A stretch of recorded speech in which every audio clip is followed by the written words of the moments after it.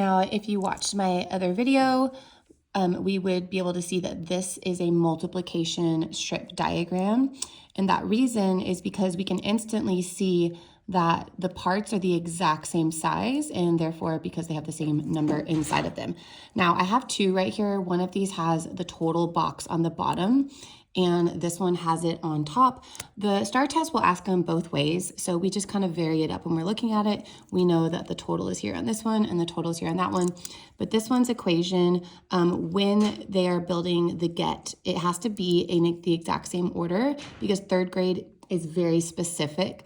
When they have to solve problems and match the strip diagram, it has to match this. So this is why we emphasize this so much. So the groups are not, I should not see that number 6. It should be the number of parts there are. So 1, 2, 3, 4, 5, 6, that's the number of groups. There's a 5 sitting in each, so that's our each. And then this is a multiplication problem because we don't know our total. Same thing over here. I would have them write GET, and remember our groups are our number of parts, not the number 8. So I have them kind of underline 1, 2, 3, 4. So I have 4 groups. And what is inside of each? 8.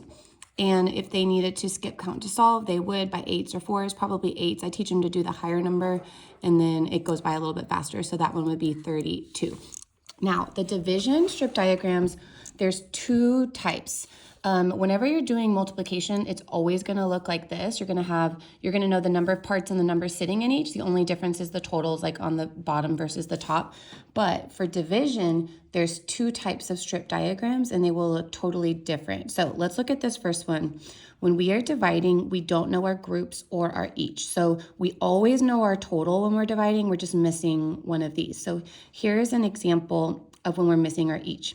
She had 15 pennies. She split them equally into 3 groups. How many are in each? So we always start with our E whenever we're building it. So we would put a question mark here. We don't know how many, and we would write the word pennies in each group, but we do know we have 15 total pennies and that we have 3 groups. So whenever I'm drawing this one, whenever I use the GET to draw the strip diagram, I always start with the total first. We'll draw a total box right here.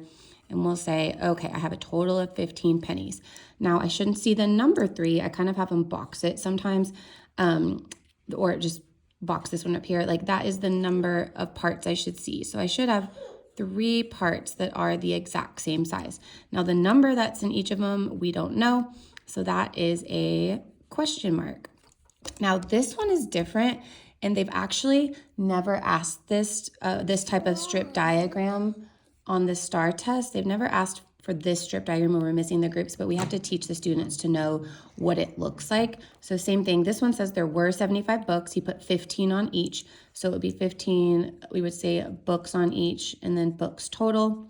And then our groups, we don't know, he put 15 on each shelf. How many shelves? We don't know our groups, which are shelves.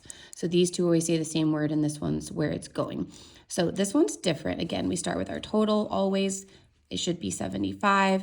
And then I actually don't know how many parts to draw because we don't know our number of groups. So what they will do, we just draw 1. Well, and we know inside 1, there are 1 shelf, there's 15 books, but I don't know how many shelves there are. So I just draw 1 with 15 and then an arrow like this. And this means that this is going to continue on with equal parts until I solve it. So these are the different types of multiplication strip diagrams or division strip diagrams. And this one, we still have to know how to build it, although they in the past have never been asked that. We never know. We always want to just know it just for the sake of knowing it, but we definitely know they're going to be asked to represent these. So this is how you do it.